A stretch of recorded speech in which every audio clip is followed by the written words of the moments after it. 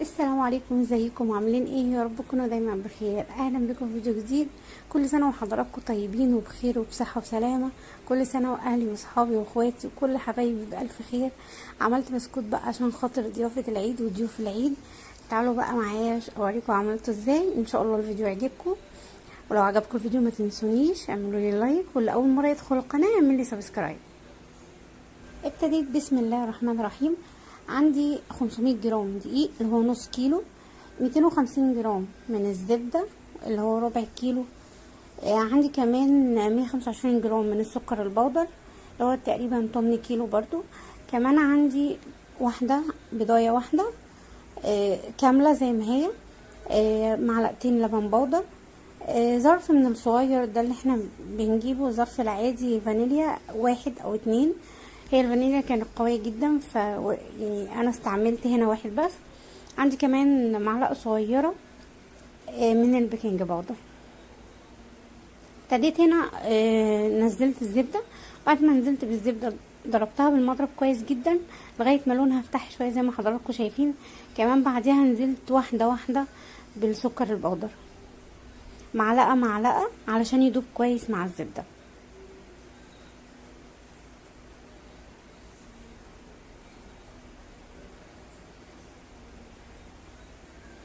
انا سرعت الفيديو هنا عشان خاطر ما اطولش عليكم. هنا بقى ابتدت واحده واحده هتشوفوها لونها بيفتح. وهو ده اللي انا عايزه افتح لونها على قد ما اقدر. انا في الاول حطيت اللبن البودر المعلقتين اللي كانوا عندي على الدقيق، وكمان حطيت الفانيليا والبيكنج باودر. بصوا هنا بقى لونها فتحها خالص. هبتدي اضيف البيضه واضربها اخلطها بيها. بعد ما اضربها كويس واحس ان الخليط كله بقى واحد، هبتدي انزل بالدقيق واحده واحده. وده مهم جدا، لازم انزل بالدقيق واحده واحده عشان اشوف القوام اللي انا عايزاه. هنا نزلت واحده واحده قلبت، وبعد كده اول ما الدقيق اختفى مع الزبده بدأت انزل تاني لغايه ما اداني القوام اللي هتشوفوه دلوقتي.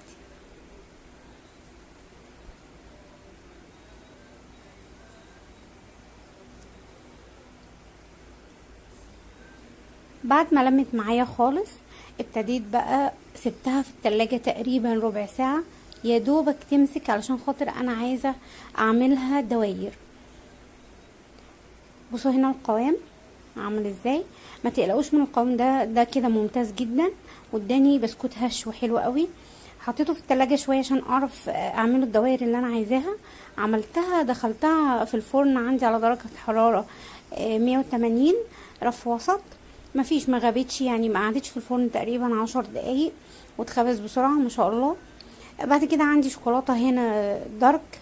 انت طبعا الشوكولاته اللي تختاريها ما فيش مشكله، شوكولاته باللبن، شوكولاته دارك، انا بحب الشوكولاته الدارك. وابتديت انزل البسكوت في الشوكولاته واحطه على ورق زبده ودخلته التلاجة. عندي كمان شوكولاته بيضه، والبسكوت بالشوكولاته البيضه في حته تانية خالص، بجد كان طعمه تحفه قوي. وبعد ما طلعت من التلاجة البسكوت ابتديت بقى عندي في الكيس الحلواني الشوكولاته، خدت معلقتين من الشوكولاته اللي انا كنت بحط فيها البسكوت، وابتديت انزل البسكوت اللي انا عملته بشوكولاته بيضه. حطيت عليه خطوط كده شوكولاته دارك. كمان البسكوت اللي انا حطيته في الشوكولاته الدارك ابتديت احطه احط عليه خطوط من الشوكولاته البيضه. وهنا كمان عشان ازين بقى ابتديت احط اي مكسرات عندك، اي حاجه سوداني. انا حطيت هنا يعني حطيت هنا مثلا لوز، حاجات بسيطه قوي يا دوبك لان مفيش حاجه يمسك فيها، يعني هي الشوكولاته بسيطه جدا، حاجات بسيطه كده عشان الجرنش يبقى شكله حلو. كمان عندي ورق زبده انا شارياه، ابتديت بقى احطه هنا علشان خاطر اكمل الشكل واضحك على ولادي واقول لهم ان انا شارياه. عندي كمان في بسكوت بقى اللي هو العادي، انا ما حطيتوش في شوكولاته ولا حاجه، حطيت له خطوط برضو شوكولاته بيضه ودارك. بس كده. حبيت اعمل شكل كمان.